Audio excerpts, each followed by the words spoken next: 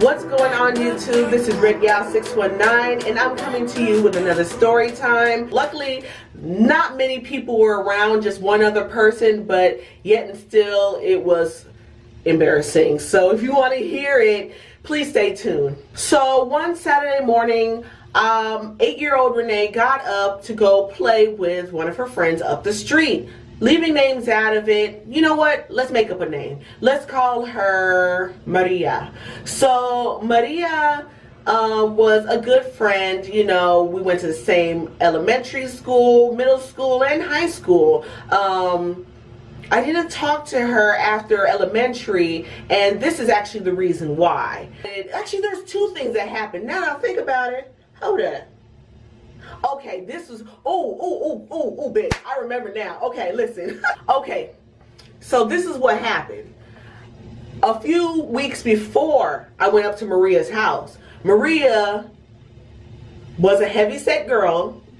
Okay, that's the only detail I'll give you about her. She was a heavy-set girl, and Maria decided she wanted to try out my scooter. And you know a scooter is very low to the ground and it has two little wheels, okay? So Maria got on my scooter and blew out the wheels, okay? And I don't think my scooter ever was right after that, because it was not only blew out, but it like dented. Like she dented the frame of the wheel that it's attached to. I don't know, but it just wasn't right after that. I think my dad said he would try and fix it, but it was just a done deal. She busted up my scooter.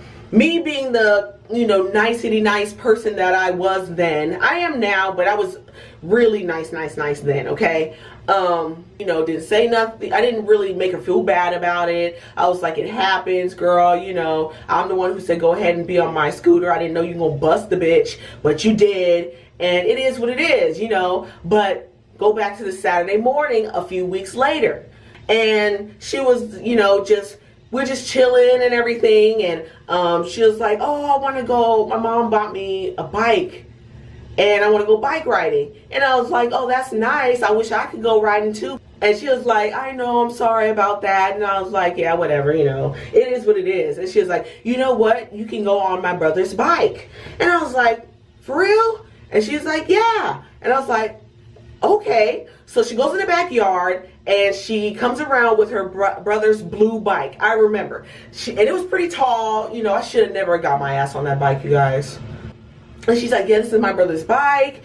And, you know, you can use this and we can go riding around. And I was like, well, let me practice first, okay? Let me practice first, okay? So I teared my ass with the big blue bike up to the top of the hill. Like I said, she was up, my street was at a slope, and I was like one of the middle houses. Say there was on each side of the house, each side of the street, it was a slope, so there's like 8 houses on this side, 8 houses on this side, and I'm the 4th house down, and she's the top is one of the top houses, okay? So I'm on the top of the hill, close to where her house is, on the big blue bike, okay? It never dawned on me to say, Renee, how do you stop the bike? Like, where are the brakes? Because I don't want to date myself, but, you know, I don't know if they make bikes the same way, because the last time I've been on a bike, but some bikes, you know, at the handle, girl, you can stop the bike with the handle, you know, squeeze the handles, that stops the bike,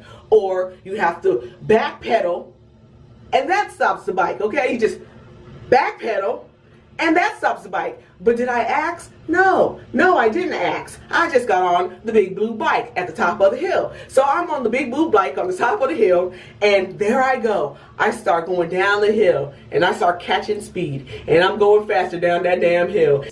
How do I stop this damn bike? And I'm gone. I mean, by the time I thought about, shit, I didn't ask how to stop this bike, I felt like I was going 100 miles per hour, bitch. I was flying down that hill. I got scared, of course, I panicked, and of course the old swerve happened. The old swerve started to happen, and I lost control. The bike went into the air and flipped. It felt like it flipped like 8 times, but I think it flipped one good time. I had one good flip and it crashed. I saw stars. You know, when you hit the ground real hard, you see like little specks of stars. I saw little specks of stars, and I got up.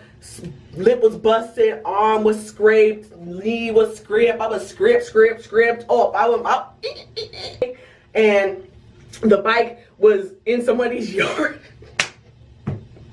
The bike was in somebody's yard, you know, and I'm looking at the bike and I'm looking at myself, and I don't think I did anything but bust out and cry and go home to my mom. I was just like, shoulder, my busted lip. I mean, there was no picking up a bike and seeing how the bike was doing, bitch. I was fucked up. Excuse my language, but I was messed up, okay? So, Anna doesn't come to my house. Anna's nothing. So after that, I want to say maybe a week later, I get a knock on the door. And it's Anna. Anna told me that her mom said that my parents need to pay for that bike. You know, I was just like, what? I don't even, excuse me? Like, I think that's the only time the rude gal came out of me in that moment of my life, because I was very, very timid, very non-confrontational. But that had me lost. Like, excuse me? You haven't come over here to see how I'm doing. Do you not see all these scabs all over me that I didn't bust my lip? And your mom wants me to pay for her bike? She's like, yeah, because you messed up the bike, you scraped up the bike. I was like, well, you know what? Won't you have your mom come down here and talk to my parents, and then they'll settle that, because what you're telling me right now is something crazy, because you haven't even asked me yet how I'm doing, how I'm feeling. Okay, this is 8-year-old Renee standing up for herself. I was proud. I shocked my damn self. But, you know, I was just like, you know, I was still sore too. You know, I was still scraped up. I was just like really hurt that this bitch climbed on my scooter and busted my fucking scooter, and I didn't say nothing about it. And then I flew off your brother's bike in top speed, busted up McGizzy Gaza. If you don't know what Gizzy Gaza is, that's ass, okay? Busted up McGizzy Gaza.